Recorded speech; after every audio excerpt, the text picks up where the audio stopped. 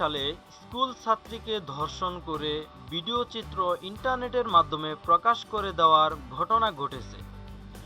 নবম শ্রেণীর স্কুল ছাত্রীকে অপহরণের পর ধর্ষণ করে সেই ধর্ষণের ভিডিও মোবাইল ফোনের মাধ্যমে ধারণ করা হয় এবং তা ইন্টারনেটে ছড়িয়ে দেওয়ার কথা জানিয়ে চাঁদা আদায়ের জন্য তার বাবা মার কাছে দাবি করেন।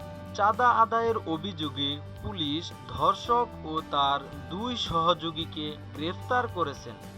গত শনিবার দুপুরবেলায় তাদেরকে আদালতের মাধ্যমে হেফাজতে প্রেরণ করা হয়। ঘটনাটি জেলার উজিরপুর উপজেলার হস্তিশুণ্ড গ্রামে ঘটে। এ ঘটনায় ওই স্কুল ছাত্রীর পিতা বাদী হয়ে 4 জনকে আসামি করে থানায় মামলা দায়ের করেছেন। জানা যায়, অপহরণের পর সাকরাল এলাকার একটি ভূগোল খেতে নিয়ে ওই ছাত্রীকে ধর্ষণ করে এবং তা মোবাইল ফোনে ভিডিও ধারণ করে মিজানুর রহমানের সহযোগীরা। ওসি আরও জানান, এ ঘটনার কয়েকদিন পর ধর্ষক সহ তার সহযোগীরা ধর্ষণের ভিডিও চিত্র এবং বিভিন্ন নগ্ন ভিডিও ইন্টারনেটে ছেড়ে দেওয়ার হুমকি দিয়ে ওই ছাত্রীর পরিবারের কাছ থেকে 50,000 টাকা চাঁদা আদায়ের দাবি করেন।